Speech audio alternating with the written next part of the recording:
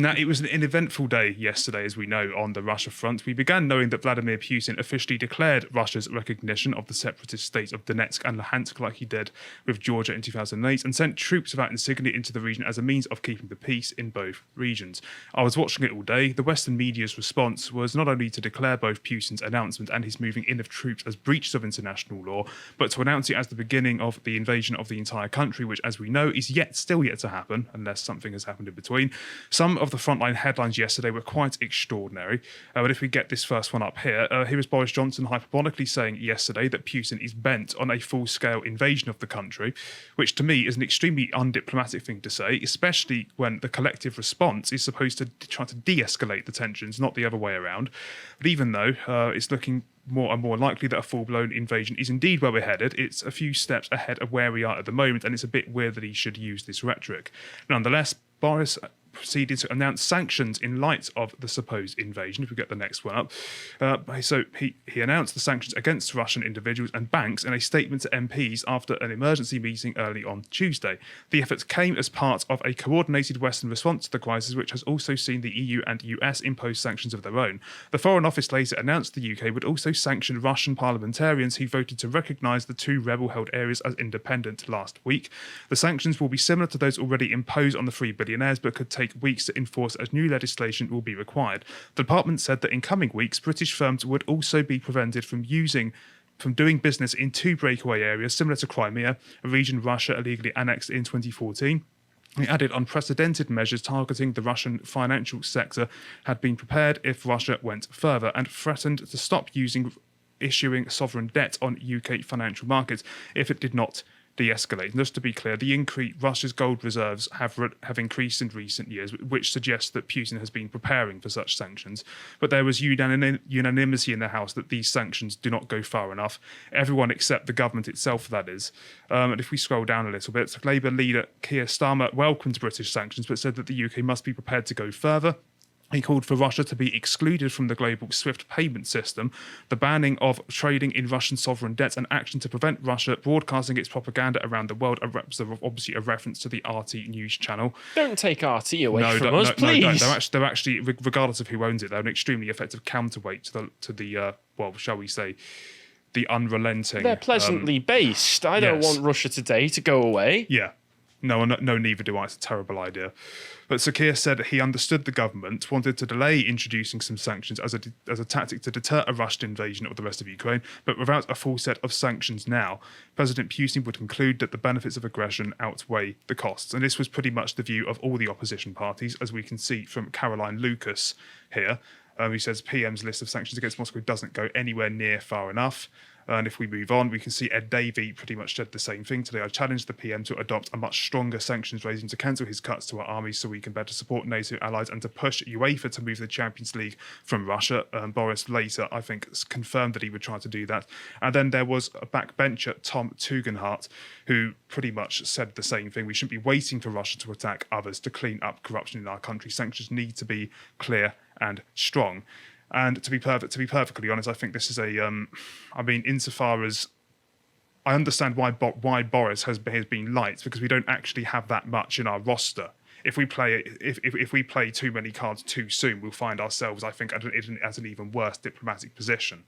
So I'm kind of sympathetic to Boris Johnson's predicament here, though I'm not a fan of the entire strategy. Anyway, Estonia and Ukraine proceeded to issue a response shortly after. Speaking alongside his Estonian counterpart, President Volodymyr Zelensky said he was weighing a request from his foreign ministry to break off ties with Moscow. He said, "I've received a request from the foreign ministry. I will consider the issue of severing diplomatic ties between Ukraine and the Russian Federation. Immediately after our press conference, I'll consider this issue," Mr. Zelensky said. The foreign ministry said it had recalled senior Ukrainian diplomats from Moscow for consultations. He also urged Ukraine's allies not to wait for a further escalation to impose new sanctions, which should include the shutting down of the Russian-led Nord Stream 2 gas pipeline. And Mr. Zelensky played down the prospect of a large-scale conflict with Russia, but said he was prepared to introduce martial law if that happened. The reported appearance of the military vehicles came hours after Putin signed friendship treaties with the two separatist regions and ordered Russian troops to deploy on what Moscow called a peacekeeping operation. What I actually found to be quite surprising is that Germany did indeed postpone the use of the Nord 2 pipeline indefinitely.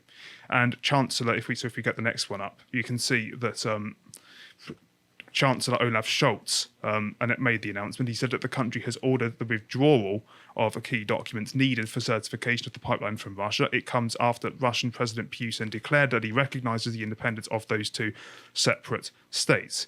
So I know that when the heat dies down, the Germans could just turn, it's already built, isn't it, turn the power back on without it even being noticed, given that. But realistically speaking, I don't think this heat's going to die down for a while. If Putin, for example, does commit to a full-scale invasion, I very much doubt that's going to be the end of the matter. He's going to have to put up with tension from within. Given the state of the extent of the economic sanctions, there cannot not be internal consequences for Russia, which could trickle down to its people. I don't think that Peter Hitchens' claim that this could lead to Putin's overthrow is actually that much of an exaggeration. You do have to start wondering, given what's at stake, whether Putin is acting as the Machiavellian guy on steroids, if you like, or whether he's actually trying to enact a romanticized vision of what Russia once was and trying to restore it in that image. Yeah, I mean, I say this because ever since Putin made his public appearance effectively explaining that Ukraine wasn't a legitimate state, that was, I think, on the eve of, I think it was Monday evening, NATO has actually, especially in light of Germany's response, seems to have come back to life as a united front. As propagandistic, I think, as it is, that they've actually very much peddled this idea that a full-scale invasion is imminent. They have nonetheless mobilised. And I think that maybe Putin has been momentarily wrong-footed a little bit. But anyway, speaking of Vladimir Putin, the big baddie bad man was next to issue a response. And at first, he just exchanged pleasantries with the president of Azerbaijan, saying how much he appreciated their closer relations since the pandemic. But eventually, he turned to address the present matter of concern. I literally couldn't find the transcript anywhere else, so I had to use the Azerbaijan website. Of course, I would like to take this opportunity to inform you about what is happening in Ukraine. As you know, yesterday, Russia decided to recognise the sovereignty of the two people's republics of the Donbass. I want to say from the beginning that we are seeing the speculation on this issue about Russia's preparations for the restoration of the empire within the borders of the empire. We saw it almost from the beginning. This is not true at all. That part is very, very important. That should be taken away. After the collapse of the Soviet Union, Russia accepted the new geopolitical realities, and as you know, it is actively working to strengthen our relations of all countries and independent states in the post-Soviet space, even in acute situations such as the settlement of the Nagorno-Karabakh conflict. We always acted very carefully, taking into account the interests of all states involved in the process, and always tried to reach mutually acceptable solutions. Unfortunately, after the coup in Ukraine, we do not see this level and quality of relations with Ukraine. The previous level is gone. I want to emphasise that this happened after the coup and the illegal seizure of power by those who carried out this coup. He's referring, obviously, to the Euromaidan protest that led to Yanukovych basically being ostracised or sent into exile, basically, by Ukraine. This is really interesting because the angle of the Western media, particularly Sky News, which I was watching yesterday, was to question Putin's sanity and whether he's even a rational actor at this point. But his primary motivation, I don't think, is to restore the glories of the motherland, as I've said. I think he's clearly, at least this is what I think he's trying to make people take away. He's saying that it's a rational response to the potential threat of NATO existing as a nuclear state, and a nuclear state that is a member of NATO, and that it's an act of defence rather than explicit aggression. But there is also the matter of geography, and this was actually pointed out to someone in one of the comments of the video that I did recently with Carl, that Putin would actually benefit from access to Ukraine's sea. He's, of course, I mean, the only access to the sea that I think Russia has is access to the Arctic Sea. I think it's also very, very far to the east. Actually, yeah, they've got Crimea as well. It's very, very far to the east. Obviously, I don't need to explain the problem with the Arctic Sea, obviously, for a fleet. But anyway, the question begs as to how long he would be able to make use of that asset and whether he would have a strong enough economy to expand Russia's military to the extent that he would like. I think that NATO would probably, or the Western alliance, would clamp down on it far too quick for him to truly utilise it. But I picked up on something which Putin, but yeah, actually, no, that's an incomplete sentence. Shortly after, NATO's General Secretary Jens Stoltenberg issued a response, predictably, saying that Moscow's decision to recognise the self-proclaimed Donetsk People's Republic and Luhansk People's Republic was a serious escalation by Russia and a flagrant violation of international law. He proceeded to say that it undermines Ukraine's sovereignty and territorial integrity, it damages efforts to find a peaceful resolution to the conflict, and it has grave consequences for European security. Nothing really unexpected there. We stand in solidarity with the Ukrainian people and its government, as everyone is saying. If we scroll down a little bit, he says, allies are united in their full support for Ukraine's sovereignty and territorial integrity within its internationally recognised borders.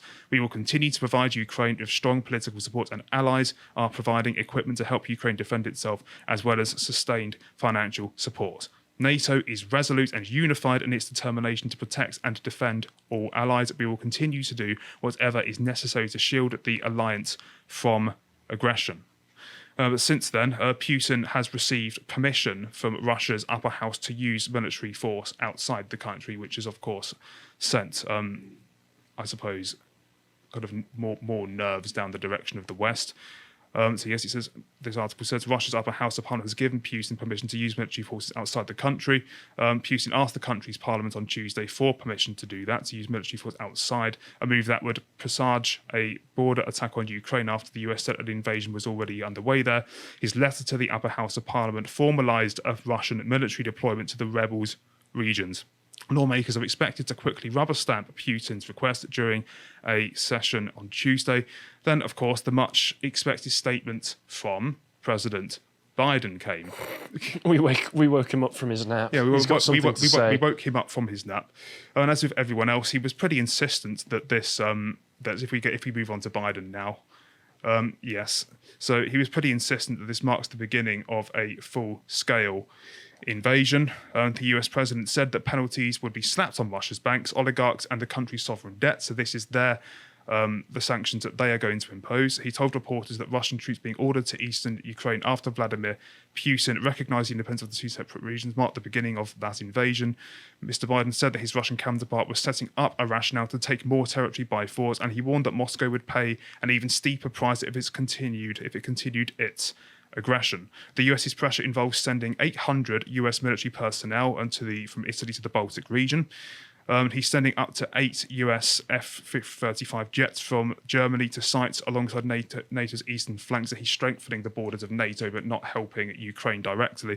Mr. Biden said, I'm going to begin imposing sanctions as a response far beyond the steps we and our allies and partners implemented in 2014. It has been acknowledged that these are far more severe sanctions than the ones that Boris Johnson has issued, interestingly. And what was actually, this wasn't quoted in what I've got, but he proceeded to say something along the lines of, who does Putin think he is, creating two states, like out of thin air, which was probably the most,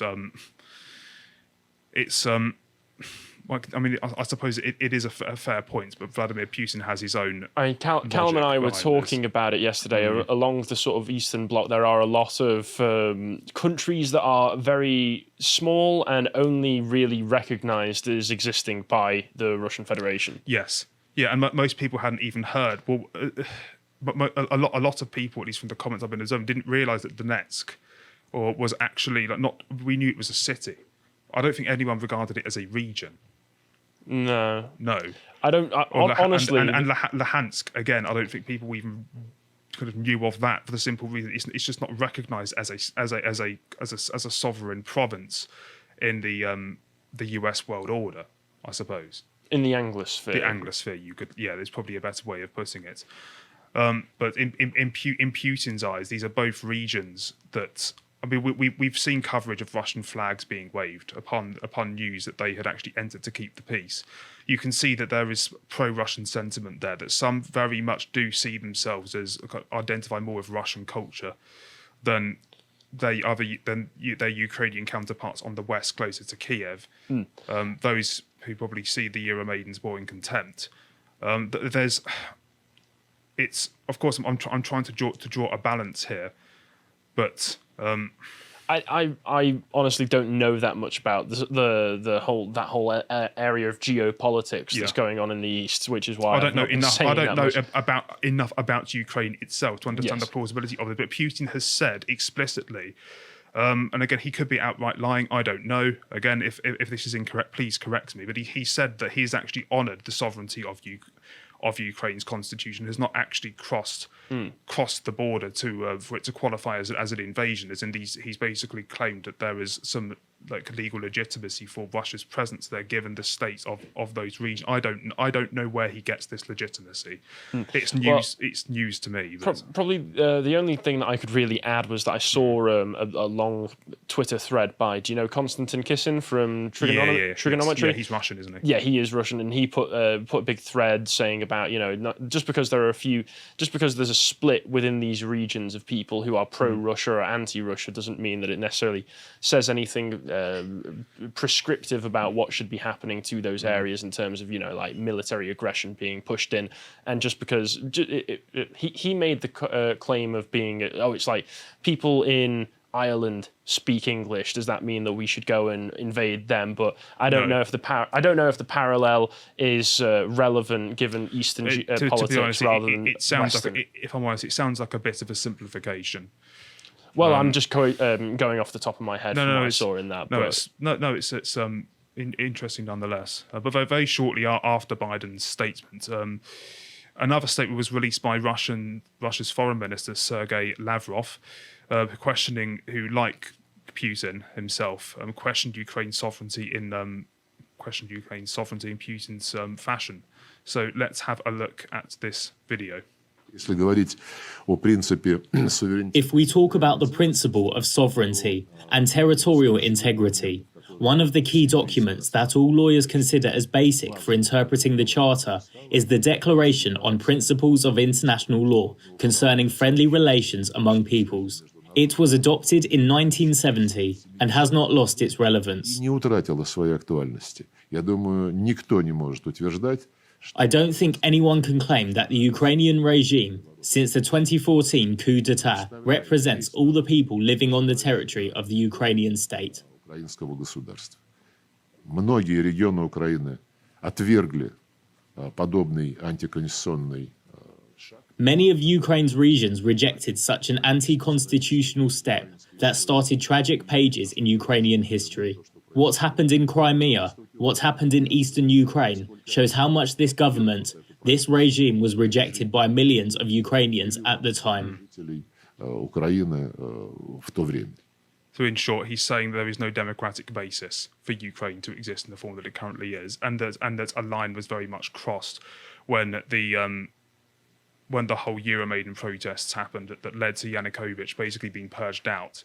And of course, the West very much supported the movement, given that they self-identified with kind of NATO's ideals, European Union, very, very Eurocentric ideals. And that was, I think, a watershed moment for Putin that, look, this is a country that's probably beyond, irredeemably corrupt, or to the point that it has no legitimacy as a nation state. And of course, it's extremely ironic given the irredeemable corruption endemic in Russian politics.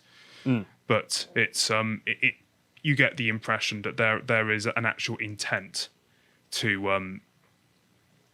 iron that out, and from that, I don't. It does seem as if they're trying to transmit the idea that they are at least wrestling with the idea of a full-blown invasion. That's Sergei Lavrov.